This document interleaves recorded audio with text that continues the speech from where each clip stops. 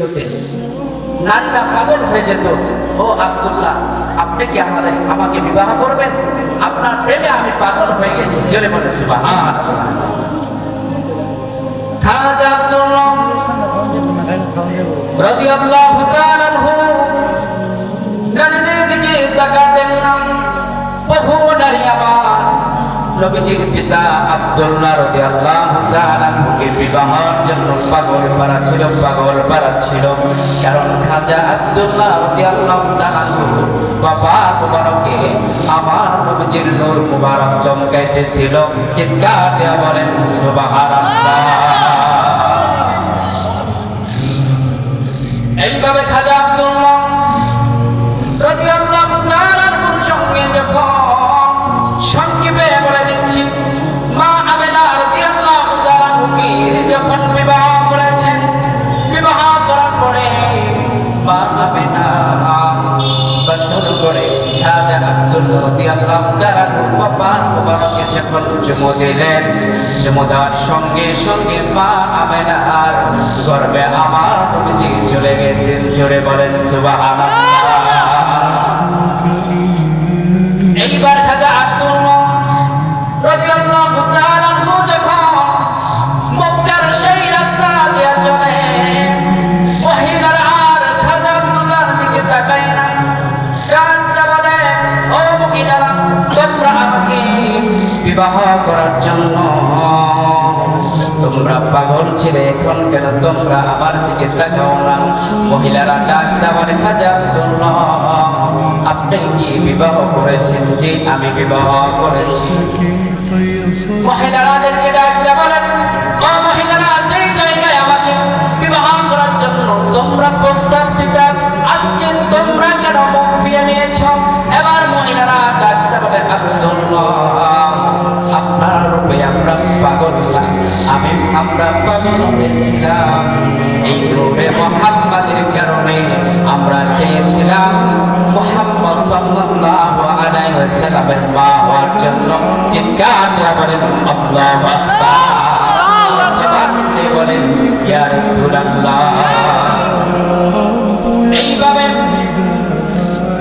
মা আমেনার গর্ভে আমার আপনার নবী সাল্লাল্লাহু আলাইহি ওয়াসাল্লাম মা আমেনার গর্ভে, কোথায় বলেন?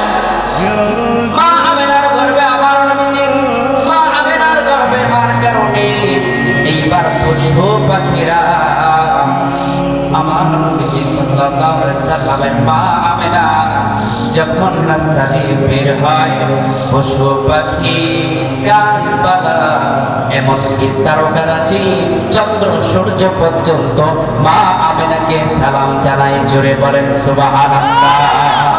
মা আমেনাকে সুসংবাদ জানায়, মা আমেনা গো, আপনার পেটে মানে তামাম জাহানের যিনি সরদার, তামাম জাহানের যিনি নেতা, রাহমাতাল লিল আলামিন আপনার পেটে।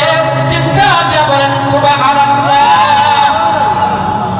এইভাবে মা আমেনাকে সালাম জানাই, মা আমেনাকে সুসংবাদ জানাই। এমনকি মা আমেনা যখন থুতু ফেলতেন, ওই থুতু মুবারক থেকে সুঘ্রাণ বের হতেন। বলেন সুবহানাল্লাহ। মা আমেনা যখন গোসলখানায় যেতেন, মা আমেনা লক্ষ্য করতেন সেই জায়গায় সুগন্ধ। আল্লাহু আকবার বলেন।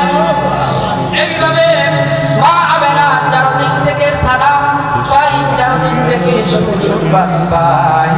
এমনকি মা আমেনা একদিন ওনার ঘরের মধ্যে পানি ছিল না। মা আমেনা রাদিয়াল্লাহু তাআলা আনহু কূপের মধ্যে পানি আনার জন্য চলে গেলেন। লোকজনেরা বললেন, মা আমেনা তুমি যেও না। মা আমেনা গেলেন কূপের কাছে। কূপের কাছে যখন মা আমেনা গেলেন, পানি তুলতে হয় না, নিচ থেকে পানি একা একা উপরে চলে আসলেন। মা আমেনা মশক ভর্তি পানি নিয়ে ঘরের মধ্যে ফিরেছে। চিৎকার দিয়ে বলেন আল্লাহু আকবার। এইগুলো হলো আমার নবীজির মুজিজা, আমার নবীর শান। এমনকি মা আমেনা ডাকতে বলেন, আমার নবী যখন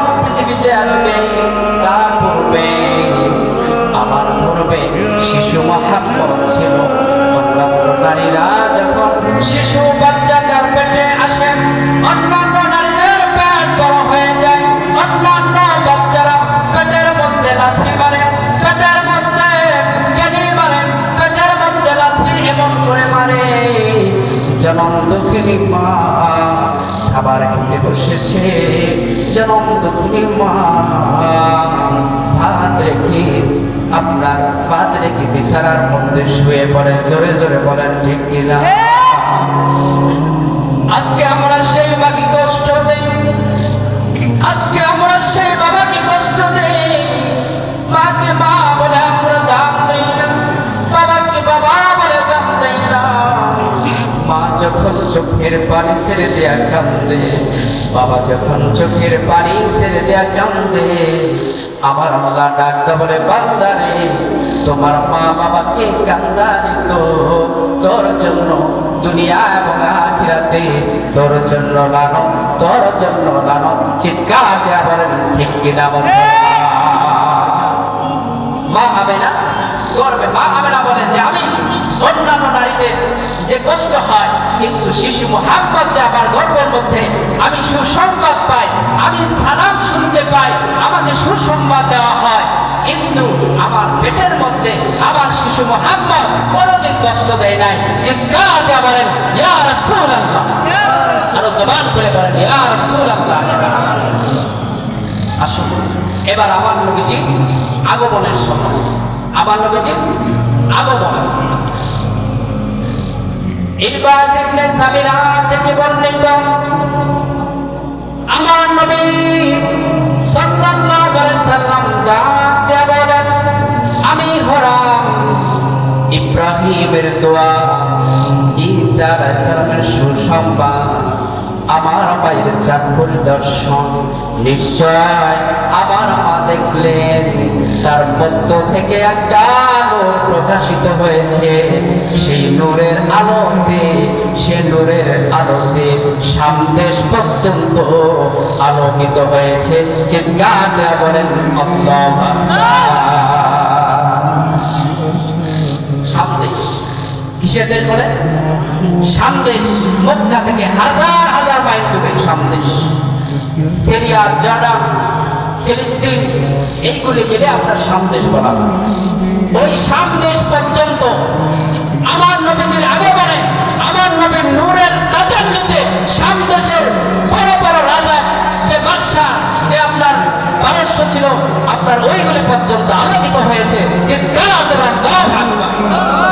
এমনকি পারস্যের যে আপনার 14টা খুঁটি মিনার বলা হয়, ওই 14টা খুঁটি সেটা ভেঙে পড়েছে আমার নবীর আগমনে।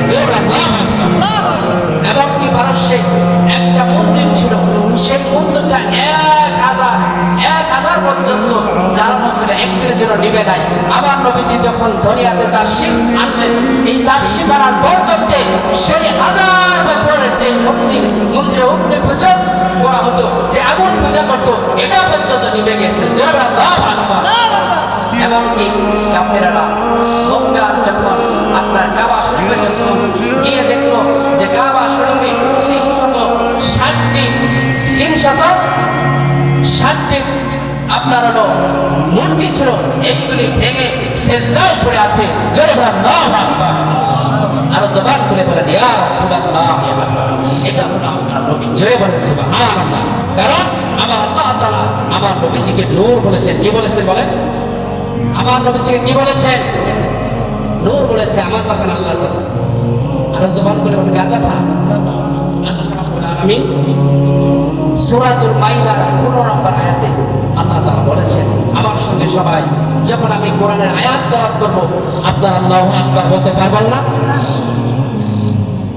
আল্লাহ রাব্বুল আলামিন সূরাতুল মাইদার 15 নম্বর আয়াতে বলেন, ওয়া জাআকুম মিনাল্লাহি নূরুন ওয়া কিতাবুম মুবিন।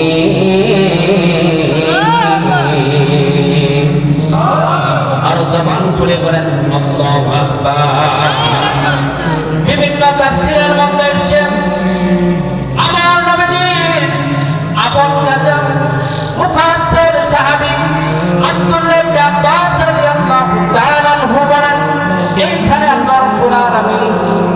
দ্বারা আমার নবীজিকে বুঝিয়েছেন। চিৎকার দিয়ে বলেন সুবহানাল্লাহ। এখানে নূর দিয়ে কি কাকে বোঝানো হয়েছে বলেন?